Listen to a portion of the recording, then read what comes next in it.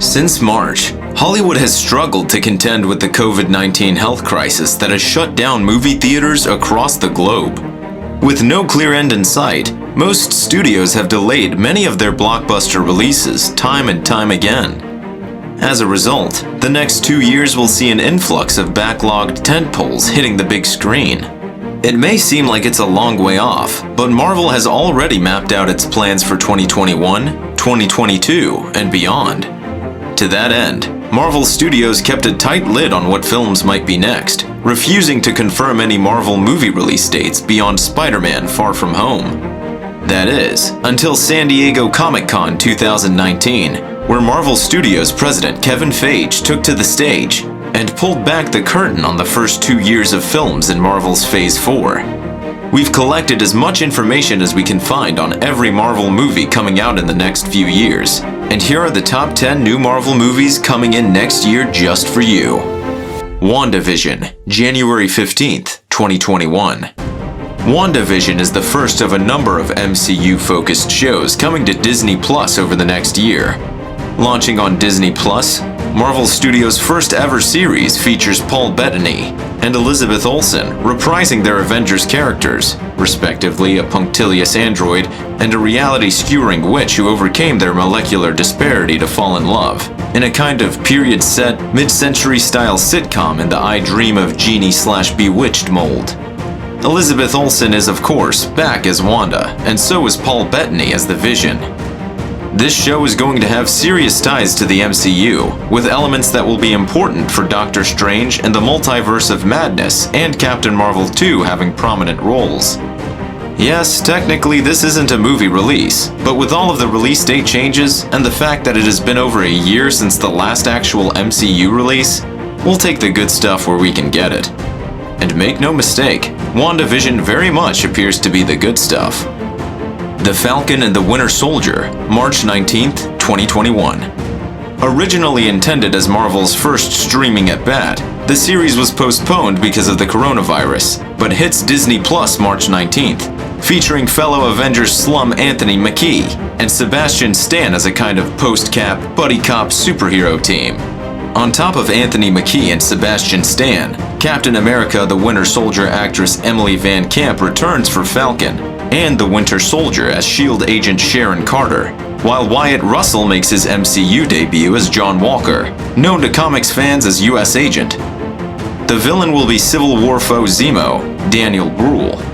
The Falcon and the Winter Soldier was originally slated to be the first Marvel TV series to hit Disney Plus, but after many delays of Marvel films, a firm release date has not materialized.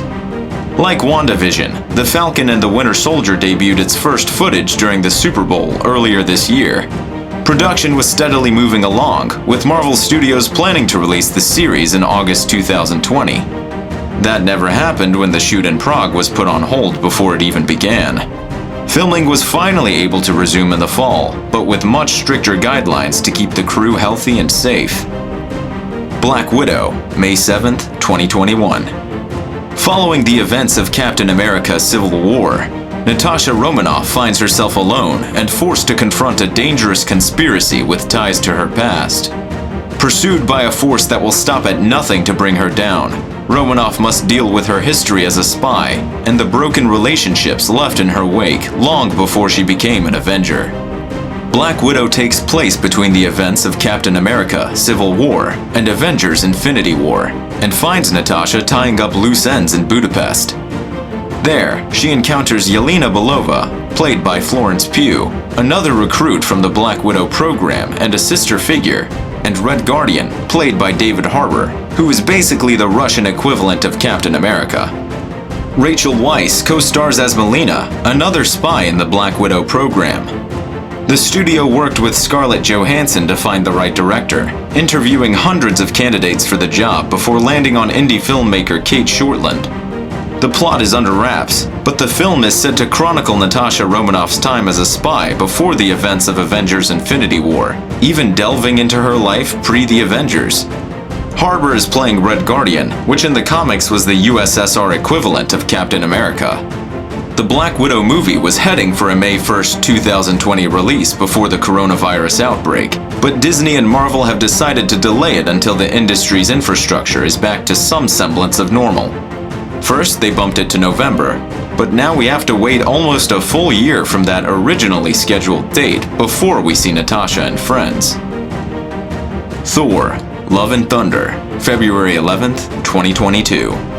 Continuing Marvel's increasingly boilerplate tradition of hiring Academy Award-winning serious thespians, such as Cate Blanchett, to face off against comedy's favorite intergalactic rainbow-traipsing hammer hero, Christian Bale will play a villain named Gorr the God Butcher, no doubt intent on making mincemeat of the God of Thunder.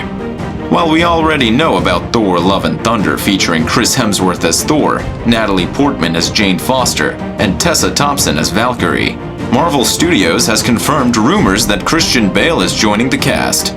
The former Batman actor joins the cast as Gorr the God Butcher. This fourth film in the Thor series will be directed by Thor Ragnarok director Taika Waititi. Waititi also confirmed that Jane will become the mighty Thor, goddess of thunder. The film was knocked out of its original November 2021 slot, as Disney pushed it to February 18th, 2022. Not long after, it was moved up a week. Production is currently underway in Australia, with Taika Waititi back in the director's seat. In December 2020, Disney pushed Love and Thunder to spring 2022 and confirmed Christian Bale as the main villain, Gorr the God Butcher. Black Panther 2, May 6th, 2022. Slated to begin in 2021, no one at Marvel knew the extent of Boseman's illness, and thus they are now taking their time to consider how to proceed. Kevin Feige revealed in December 2020 that the role of T'Challa will not be recast, and Coogler is currently hard at work on the script. Black Panther 2 is uprooting to July 8th, 2022 from its original May 6th date. On Thursday, Feige confirmed the lead role of T'Challa originated by Chadwick Boseman, who died of colon cancer in August. Instead, the sequel, directed by Ryan Coogler, will cherry-pick a new protagonist from elsewhere in Wakanda to carry T'Challa's story forward. To honor the legacy that Chad helped us build through his portrayal of the King of Wakanda, we want to continue to explore the world of Wakanda and all of the rich and varied characters introduced in the first film, Feige said. Black Panther 2 is still on Disney's release schedule, despite the tragic, untimely death of star Chadwick Boseman. Captain Marvel 2, July 8th, 2022. The Captain Marvel sequel was able to steer clear of coronavirus shockwaves for a little while, but it was ultimately pushed from summer 2022 to winter 2022. Not much is known about the follow-up, except that it'll be directed by Candyman's Nia DaCosta. The much-awaited follow-up to 2019's $1.1 billion grossing mega-hit is moving. Brie Larson returns to the role of Carol Danvers in Captain Marvel 2. In addition to the return of Monica Rambeau, Danvers is also joined by her biggest fan, Camilla Khan, following her own debut on Disney+. Captain Marvel 2 is set to be directed by Nia DaCosta. We have no idea where we'll find Carol Danvers in the sequel to her hugely successful first standalone MCU entry. Will she be fighting to loosen her former Kree pal's iron grip on a pre-Avengers galaxy? Loki, May 2021. Tom Hiddleston will reprise his most famous role, as Loki finds himself on a heist through time and space after the events of Avengers Endgame. Loki also showed off a bit of teaser footage during the Super Bowl, but it wasn't much. The Georgia-based production was put on hold during the pandemic, but picked up back in late September 2020.